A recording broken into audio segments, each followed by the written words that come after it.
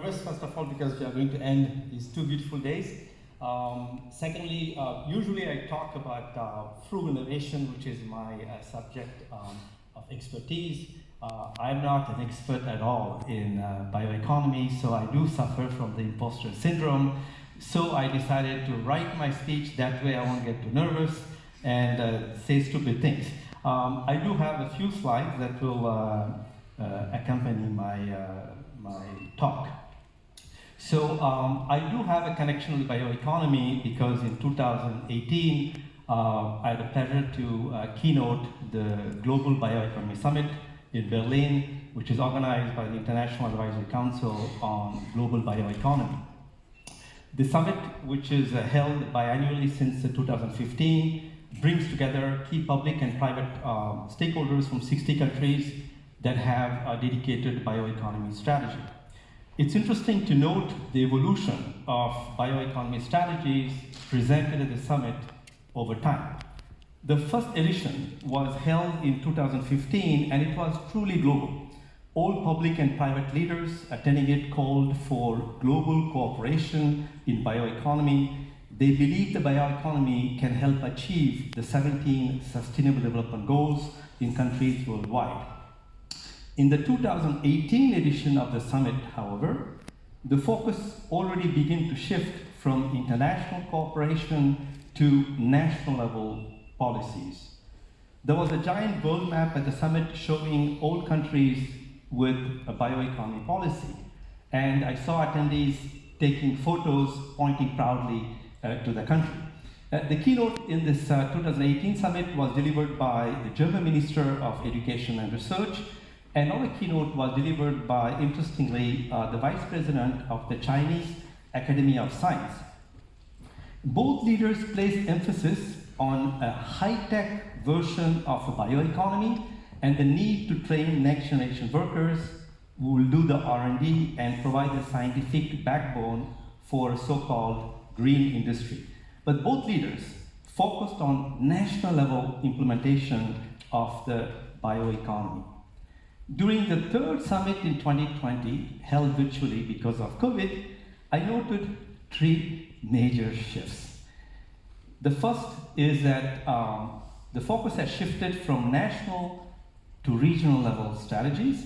We heard actually ministers of German states of North Rhine-Westphalia, Baden-Württemberg, and Bavaria making rival pitches on how the state was best placed to become the global leader in bioeconomy. We saw a similar trend in Shenzhen, in China. Shenzhen, as you know, is the Silicon Valley of China, and China is actually grooming. They used to groom, as you know, the big high-tech companies in Shenzhen. Now they're grooming biotech companies in Shenzhen so they can be listed on the stock exchange and then go global, conquer global markets. The second interesting shift I discovered, is that new adjectives were being attached to bioeconomy as a way to differentiate each country region's unique approach. China began promoting its high-tech bioeconomy as it aims to become a global tech superpower, hence replacing America's dominance. The Nordic regions touted their circular bioeconomy because they were pioneers of the circular economy.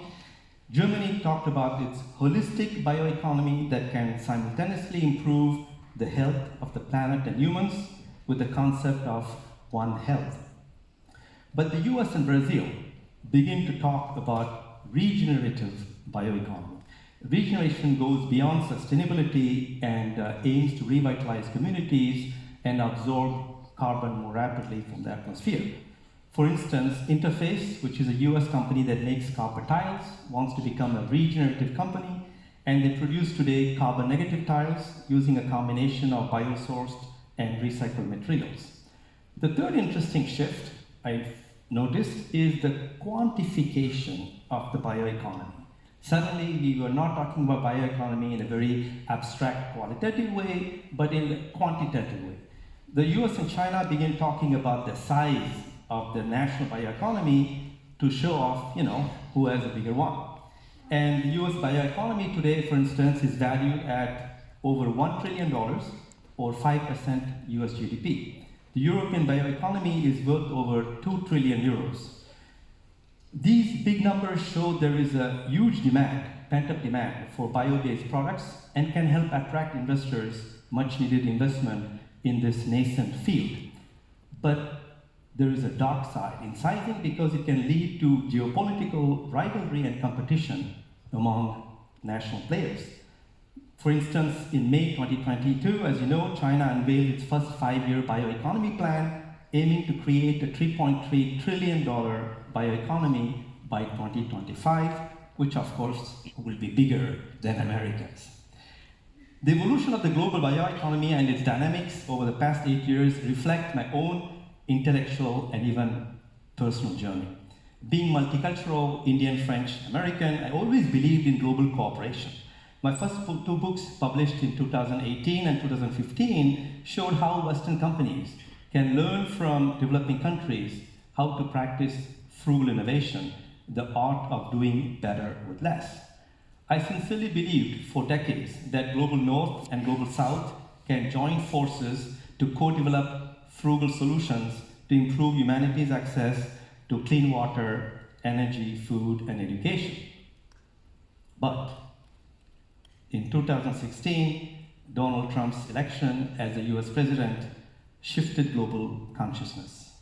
In the US, but also in France and India, the 2 countries I'm culturally connected with, the notion of international cooperation begins to take a backseat to national sovereignty.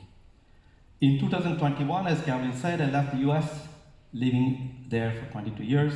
I got back to France, and then I spent 2 months traveling across France, living in multiple regions, or the territoires, as we call them in France, in French, to study and understand regional innovation ecosystems. That's when I had a pleasure to meet political leaders implementing a regional bioeconomy strategy across France. For instance, I had a pleasure to interact with Alain Rousset, the president of the Nouvelle-Aquitaine region, famous for its Bordeaux wines, and they're implementing Neoterra, which is a comprehensive roadmap to build a holistic regional bioeconomy that revitalizes the health of citizens and the planet.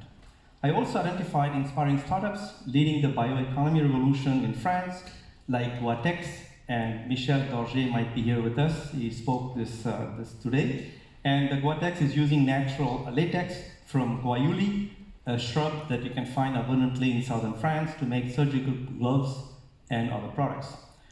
Bisco is a company based in northwestern France, and they want to replace synthetic materials in textile with byssus, which is natural filaments secreted by sea mussels to attach themselves to rocks. And they are based in northwestern region where byssus is widely abundantly available. This plant-based summit itself is taking place in Lille and not in Paris. That's evidence to the growing importance of regions. And yet, the summit is truly global in spirit, since all of you work and live in different parts of the world. I was inspired by everything I heard throughout the day today at the summit.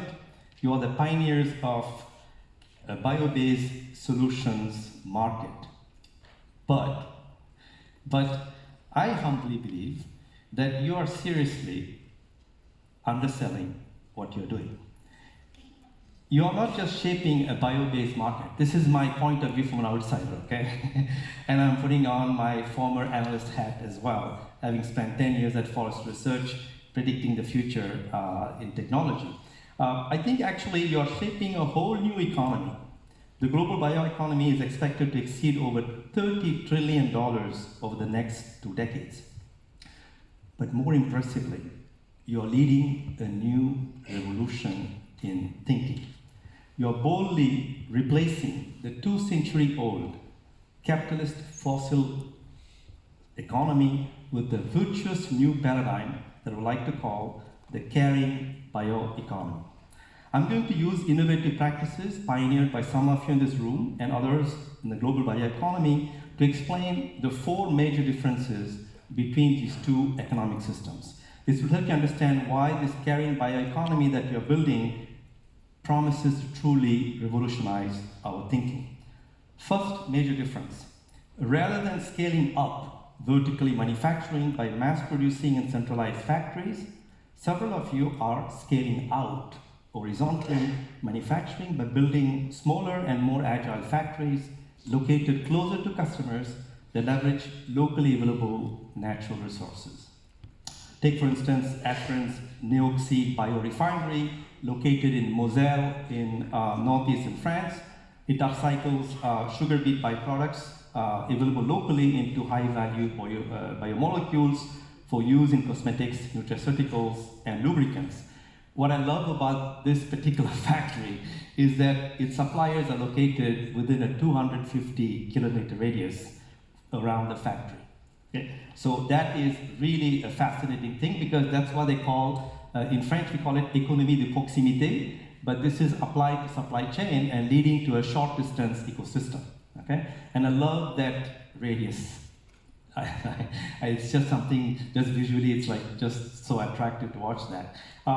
The second important difference is that you are boldly replacing linear value chains that dominate industry today with co-creative value networks. Think about, right? For decades, companies have relied on sequential value chains to develop and deliver, or rather push their products to passive customers. But some bioeconomy companies are actively engaging their customers in their innovation ecosystem to co-discover needs, co-develop products, and co-deploy them in a synergistic way. Take, for instance, Puracy, an Austin-based startup that makes non-toxic plant-based cleaning and personal care products. Once they formulate its products, accounting for safety and sustainability, Puracy tested first with 40 what they call champion customers for about 3 weeks. And then over 2 successive iterations, based on customer feedback, they can refine further the formula till it scores very high on performance and ease of use. And as soon as the formula is optimized, Puracy launches the product. For most products, the entire concept to launch cycle is less than 3 months, which is unheard of in the consumer goods sector. That's in the B2C sector. The same thing I found in the B2B sector with the R-Inoca project in Strasbourg, which aims to decarbonize industry and mobility in the territory by generating green hydrogen from local biomass. I love the fact that, and I think it's unique in the hydrogen world, I love the fact that R-Inoca has created the Innovator Club that brings together future users of its green hydrogen to accelerate its adoption.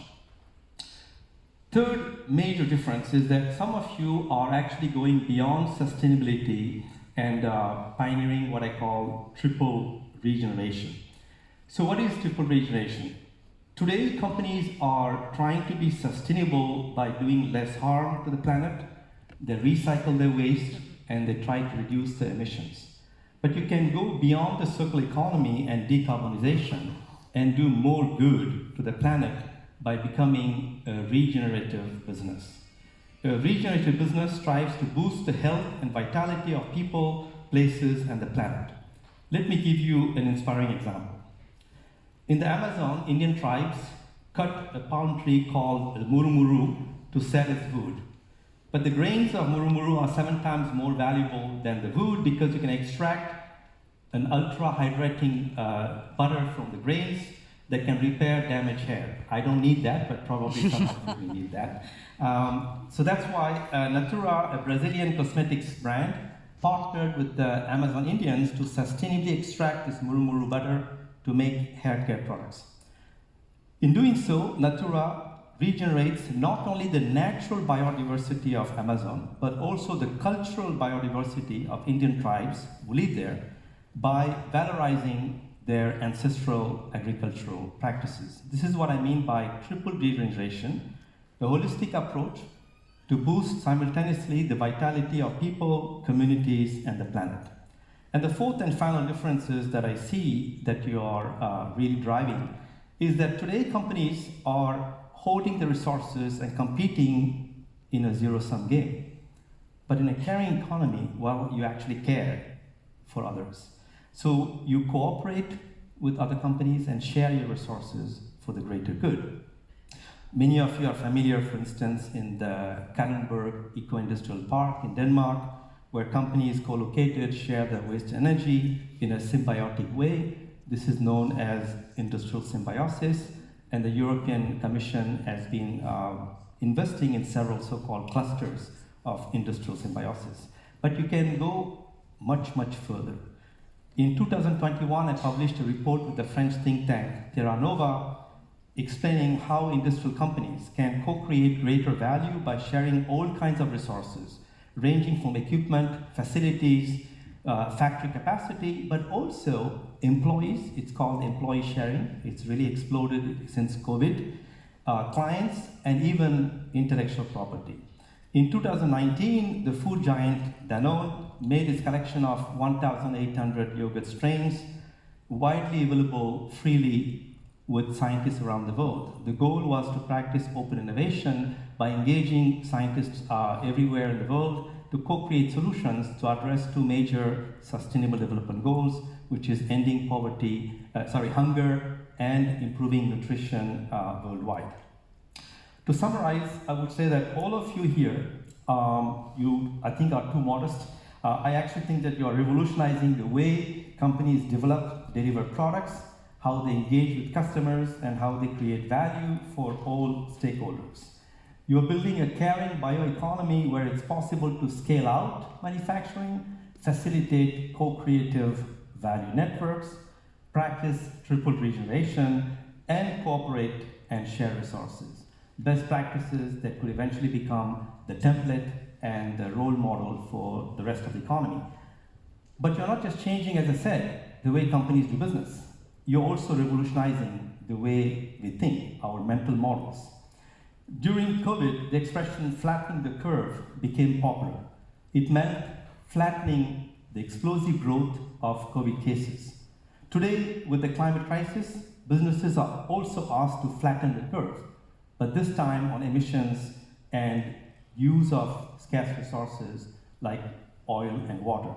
In other words, businesses are asked to do with less. But what I love about what you're doing and everything I heard throughout the day is that you are showing it's possible to do better with less. That is, create better products, better value chains, better organizations, better impact that improve the quality of life of people and revitalize communities while using wisely scarce natural resources and regenerating the planet. So my heartfelt invitation to all of you is, let's go build a caring bioeconomy that can do better with less. Thank you.